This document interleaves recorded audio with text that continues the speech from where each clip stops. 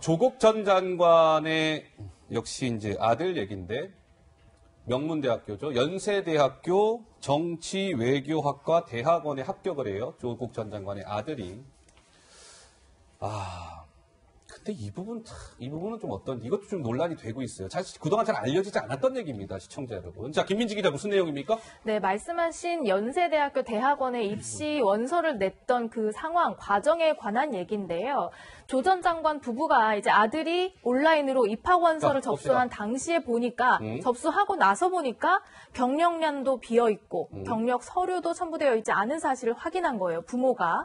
그래서 조국 부부가 아들의 인턴 경력을 허위로 기재한 이후에 학교에 제출하게 됩니다. 이것이 더더욱 문제가 되는 이유는 원서가 마감된 이후에 이루어졌기 때문인데요. 어떻게 됐길래요? 당시에 조국 민정수석으로 재직 중이던 시절이었습니다. 그러니까 뭔가 특혜가 있었던 것 아니냐 이런 논란까지 불거지고 있는 셈입니다. 그래요? 마감 후에 수정했다 이거죠? 한마디로. 네. 자, 한번 저희가 하나 준비해봤는데요. 연세 당시에 그러니까 조 전 장관 아들이 입학할 때 2018학년도 연대 대학원, 일반 대학원, 일반 전형 입학 요강을 보고 계세요. 자, 이겁니다. 온라인 원서 접수를 완료한 이후에는 일체 원서 수정이 가능하다? No, 불가합니다. 일체 불가해요. 또 이런 얘기도 있어요. 입력을 한번 딱 클릭해서 완료한 온라인 지원서 및 접수 완료된 서류는 변경 및 취소가 가능하다? No, 변경 및 취소할 수 없으며 돼 있어요. 그런데 조 전 장관 아들은 그 마감된 이후에 아버지는 당시 대통령 민정수석 비서관으로 재직 중이었고 경력 그런 거 하나도 안 냈는데 나중에 수정을 했다는 거예요. 그리고 합격됐다는 것이죠. 이게 실제 그 원문입니다. 입학요강 연대대학원 그때 당시에. 글쎄요. 특혜 논란 이런 거 이제 불거지고 있는데 지나친 좀 확대 해석일까요? 어느 분이 좀 말씀 주시겠어요? 김 교수님 말씀하시겠어요? 왜 자꾸 웃으세요? 근데 오늘 너무 황당합니다. 예. 왜냐하면 기본 상식이잖아요. 대학 그리고 대학원 다 입학원서 내봤을 거 아니겠습니까? 예. 그럼 당연히 기본적인 서류 다 갖춰서 냈을 거고 내고 나면 당연히 수정 변경 안 된다는 건 다 기본적으로 알고 있는 거잖아요. 그런데 이것을 감히 그것도 대통령을 모시고 있는 민정수석이 그 자리를 이용해서 나는 자리가 이용되지 않았다면 혹시나 서울대 법대 교수이기 때문에 그 교수의 네트워크를 통해서 혹시 이런 일이 있었는지 모르겠습니다만은 도무지 납득할 수도 없고 상상할 수도 없는 이런 일들이 버젓이 벌어졌다는 것에 대해서 예. 정말 저도 자식 키우는 그 부모의 한 사람으로서 예. 이걸 누가 용인하겠습니까? 근데 그리고 더군다나 같이 시험 봤던 예. 그 학생들 중에 한 명은 떨어졌을 거 아닙니까? 이 조국 아들 때문에. 그랬겠죠. 그렇지 않습니까? 예. 그 학생은 뭐가 되겠습니까? 그러니까 이런 거예요. 저게 이제 수정을 했다는 거잖아요. 원서를 한 번 다 냈는데 조국 전 장관 아들은. 그러면 저 당시에 아까 어디예요? 정확히. 정치외교학과 대학원인데 연대. 그러면 그 당시에 수정이나 이런 것들을 여러 사람이 수정을 했겠느냐, 이거 그냥 그거 딱 보면 나오는 거예요. 만에 하나 조 전 장관 아들에게만 전 수정 특혜가 주어졌다라면 문제가 있는 것이겠죠. 근데 저걸 연대에서 저런 수정하는 거를 여러 사람들한테 기회를 줬을까? 글쎄, 물음표를 찍는 분들이 많은 거예요. 그러니까 조 전 장관 아들이 아버지의 찬스를 이용해서 연대 대학원에 부정 입학한 거 아니냐, 이제 이런 의심의 눈초리를 보내고 있는 것이죠. 검찰의 판단은 그런 것이고. 김평론가 말씀하시겠어요? 우리나라에서 가장 예민한 영린이 어딥니까? 교육. 자식 교육이에요, 자식 교육. 근데 이거를 우리나라 어느 부모가 이거를 지금 듣고서 저거는 괜찮아라고 인정해 줄 수 있겠어요? 저는 그 거리에 있는 100만 명이면 100만 명에게 물어봐도 100만 명 중에 단 한 명도 괜찮다고 얘기 안 할 거라고 저는 생각합니다. 감히. 예? 저 있을 수 없고요. 그리고 학교도 저는 저 정도 유명한 대학이 저 배임이거든요. 자기 사물을 저버린. 예. 어떻게 저렇게 저게 가능하게끔 입시 관리를 했는가. 저는 저 학교도요.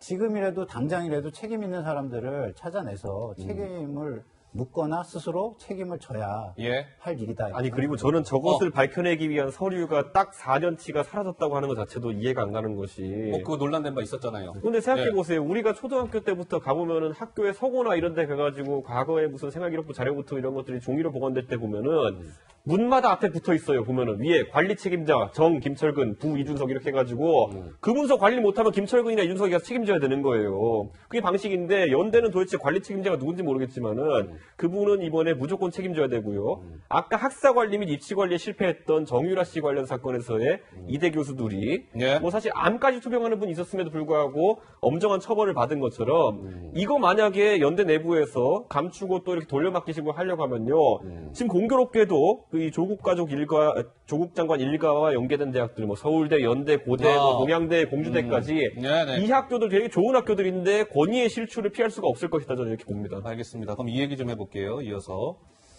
검찰이 일단 이 부분도 수사하고 있으니까 그렇죠. 그래서 어쨌든 뭐 결과는 나올 거예요. 뭐 세상에 거짓말은 없습니다. 진실은 뭐 언젠가는 밝혀지게 마련이니까 한번 보도록 하고요.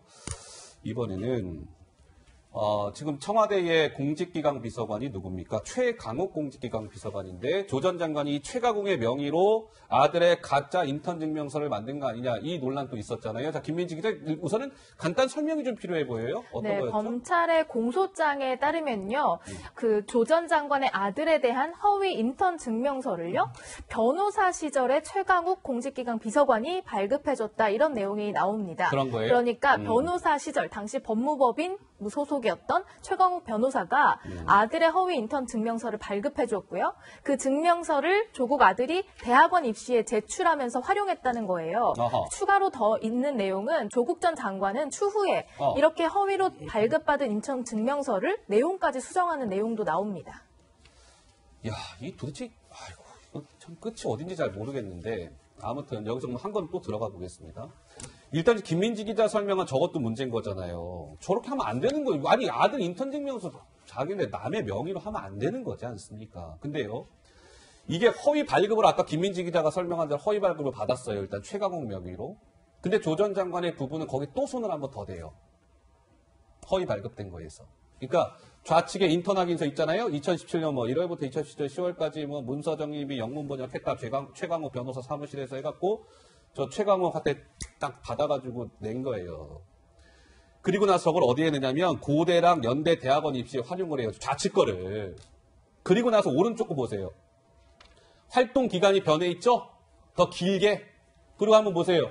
저 발급 날짜 달라져 있죠? 2018년 8월 7일로 돼 있죠? 저 좌측은 10월 11일인데 2017년. 저렇게 한번 또 그거를 위조까지 해서 저 위조된 거를 충북대 법학전문대학원 입시에 활용했다는 게 검찰의 판단인 겁니다. 김평론가 어떻습니까? 글쎄요, 아까부터 제가 계속 얘기하지만 교육과 관련해서는요, 우리 부모들은요, 이렇게 생각을 합니다.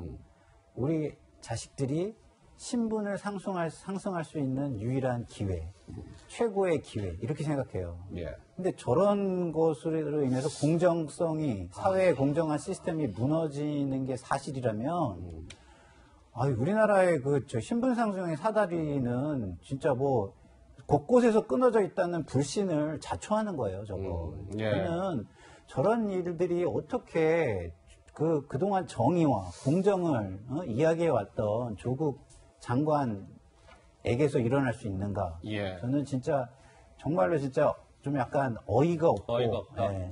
알겠습니다. 어떻게 반응해야 될지도 이제는 진짜 지칩니다. 지쳐요. 예. 대단히 악질적이잖아요. 김 교수님. 악질적이고. 악질적이다? 예, 왜냐하면 이제 자식의 인턴 확인서가 필요해서 또 변호사한테 부탁을 해갖고 해서 받았잖아요. 최강욱 변호사. 예. 받아서 그건 또 한번 사용하고. 사용하고. 그 다음에 또 그걸 허위로 만들어서 또 한 번 더 사용하는 이런 건데 이게 예. 사실 이제 나중에 얘기 나오겠습니다만 최강욱 변호사하고 조국 전 장관이 사실 특수관계다. 특수관계고요. 예. 서로 간에 보험 인사 해주고 봐주기 인사.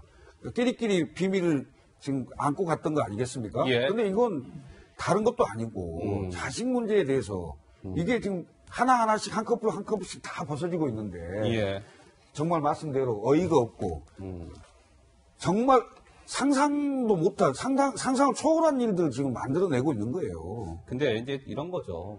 조 전 장관이 당시에 저렇게 한번 또 뭐 허위 발급된 걸 또 위조까지 한 것은 그 당시가 조 전 장관이 무얼 하고 계실 때입니까? 민정수석. 대통령 민정수석 비서관으로 재직 중일 때예요. 민정수석이 얼마나 중요한 자리입니까? 얼마나 바쁜 자리입니까? 아무나 하고 싶어도 못하는 자리 아니겠습니까? 민정수석. 근데 민정수석으로 있으면서 이랬던 거 아니냐라는 게 이제 검찰의 판단인 것이죠. 많은 분들이 씁쓸해하는 이유가 바로 여기에 있는 겁니다. 한번 보도록 하고요. 자, 우리 김 교수님께서 잠깐 말씀을 주셨는데, 그러면 이 조국이라는 사람과 최강욱이라는 지금 이제 공직기관 비서관인데, 김민지 기자 어떤 인연이 있었죠? 네, 일단 두 사람 학교 선후배 사이입니다. 최강욱 비서관이 과거 방송이나 이런 등등을 통해서 조국 전 장관에게 애정을 담아서 축혀 세우기도 했고요. 인연을 강조하기도 했습니다. 그 목소리를 직접 듣고 오시죠. 우리 시험지 나눠주러 들어온 조교였어요. 촌놈 생각에 야 역시 여기 서울법대는 소사도 아주 잘생긴 사람 뽑았습니다. 자꾸 말 걸고 장난치고 하다가 친해져가지고요. 조국 교수라는 분도 이렇게 보면은 자기는 정말 학자로서의 길을 도리를 지켜야 된다는 생각이 굉장히 강한 사람이고 항상 또 그 본인의 무슨 이름이 왜 외자고 그렇게 이상하냐고 제가 맨날 놀렸는데 저는 왜 그러냐고 물어보면은 이제 자기가 옛날에 그 정말 기계 있는 선비 집안으로서의 그 자부심이 있어요. 그래가지고 그거를 지키고자 하는 어떤 욕심이 강했고 그 다음에 어떤 얘기를 할 적에 사적인 뭐를 담아가지고 얘기하는 경우를 우리 같은 후배들하고 얘기할 때도 그런 경우를 잘 못 봤거든요. 그러니까 항상 어떻게 보면 바른 길을 좀 제시하고 싶어하고 이런 그 관점이 있었기 때문에 그런데 이 두 사람이요, 청와대에서 서로 검증을 한 사이다. 이건 또 그래서 무슨 검증 얘기예요? 품앗이라는 얘기까지 나왔습니다. 검증 품앗이? 조국 당시 대통령 민정수석 시절에요. 2018년 9월에는 최강욱 변호사를 공직기강 비서관으로 발탁을 했습니다. 그리고 최강욱 대통령 공직기강 비서관은 지난해 8월이죠. 조국 법무부 장관 후보자를 인사검증했던 그런 인연이 있습니다. 그러니까 자녀의 인턴 품앗이에 이어서 검증 품앗이 한 것 아니냐 이런 단어까지 등장한 겁니다. 인턴 품앗이에요. 이제 검증 품앗이 얘기까지 나오는 거예요. 근데 이게 지금 김민지 기자 설명하니 검증 품앗이 그래픽 내용이 합리적 의심이 가능하잖아요. 이준석 의원. 그렇죠. 일단은. 그런데 어쨌든 이제 사실 조국 장관이 재직 중에 있었던 이런 여러 가지 좀 부적절한 문제들이 나오면서 조국 수석이 그러면 수석하면서 공적인 업무에 열심히 임했느냐라는 것에 대해서 의구심이 이제 계속 가해지는 거죠. 아까 우리가 첫 번째 아이템으로 다뤘지만은 아니 이번 정부는 왜 23명이나 되는 장관 후보자가 청문보고서가 채택되지 않고 통과가 되었느냐. 이런 것들도 검증 단계에서 거르지 못했던 것도 일정 부분 영향이 있을 것이고 그럼 이 민정수석실은 도대체 잘하는 게 뭐냐. 감찰을 잘하냐 아니면 인사검증을 잘하냐 아니면 정보를 다루는 일이 있어가지고 체계를 갖췄느냐. 민정수석실 운영 자체 능력 자체가 굉장히 의심받을 수밖에 없는 상황이고 그러면 아까 말했던 도덕성 이외에도 보면은 조직을 관리하는 능력 자체가 제가 언제 한번 저희 방송 나와서 얘기했던 것 같은데 민정수석실이라는 작은 조직 하나 관리하지 못했던 사람을 법무부 장관으로 영전시켰던 것은 또 뭐냐. 이 정부의 인사 원칙이 무엇이며 체계가 무엇인지에 대해 가지고 굉장히 안 좋은 발례를 많이 쏟아낸 그런 조합입니다. 김상희 이게 의원과? 두 가지 문제가 있는 거예요. 두 가지 문제가 있다? 첫 번째는 이제 조국 전 장관이 민정수석 때 이제 공직기강 비서관으로 발탁을 하는데 지금 최강욱 그 비서관이 박사 논문 쓸 때 지도 교수가 조국 교수였다는 거 아닙니까? 그렇죠. 보도에 맞아요. 따르면. 그러면 이거는 특혜가 될 수도 있는 거예요. 그 자리라는 게 공직인데 많은 사람에게 오픈을 해가지고 경쟁을 하게 해서 능력 있는 사람을 뽑아야 되는데 이거는 자칫 잘못하면 특혜도 될 수 있는 거거든요. 그러니까 제가 이 두 분 다 법률가니까 말씀을 드리는데 법률의 제척사유라는 게 있어요. 법률의 제척사유. 특수관계인은 무슨 중요한 결정을 할 때 거기에 관여하지 말라는 거예요. 다시 말해서 공직기강 비서관을 뽑을 때 이런 특수관계라면 다른 시스템을 통해서 뽑아야지 자기가 뽑는 거는 저는 안 맞다고 봐요. 그게 공직이기 때문에 자기 거를 주는 게 아니잖아요. 국민의 세금에 의해서 만들어진 공공적인 자리잖아요. 그리고 또 하나. 조국 수석이 장관 후보자일 때 검증을 최강욱 비서관이 했다는 거예요. 그래서 지금 검증 품앗이 얘기가 그래서 나오는 거예요. 논문 지도 교수를 검증을 했다는 거예요. 이게 제척사유인 거예요. 그러니까 두 분 다 법률을 하는 사람이라면 이거를 알아서 피했어야죠. 사실은. 그게 아닌 사람들은요. 공직을 맡을 자격이 저는 없다고 봅니다. 김 교수님 짧게 하고 넘어갈게요. 원래 청와대는 상호 견제를 하도록 인사를 합니다. 그래서 학연, 지연, 혈연을 피하는 거고요. 동창회 향후에 이런 식으로 가서는 안 되거든요. 결국 끼리끼리 해서 시스템이 무너진 겁니다. 이건. 알겠습니다. 아니 자, 검찰 이 방송을 청와대가 보고 있다면요 본인들도 알 겁니다. 본인들이 검찰을 통제하는 데 실패했다고 하는 이유는 뭐냐면은 저렇게 약점 많은 사람이 검찰을 통제하는 역할에 있었기 때문에 못한 거예요. 예, 알겠습니다. 자, 아무튼 뭐 이제 불구속 기소가 됐고 조국 전 장관은 앞으로 이제 불구속 상태에서 이제 재판을 받게 되겠죠. 근데 이것은 끝이 아닙니다. 그렇죠. 왜냐하면 조 전 장관은 뭐 이제 청와대 선거 개입 의혹에 당시 있었던 때 그 당시에 민정수석이었고 또 유재수 감찰무마건과 관련해서 또 그 당시에 민정수석이었기 때문에 조 전 장관은 산 넘어 산이다. 뭐 이런 얘기가 나오는 것이잖아요. 자, 이번 주제 역시 이제 연장선상의 이야기입니다. 어떤 내용일까요? 화면으로 준비되어 있습니다. 만나보시죠.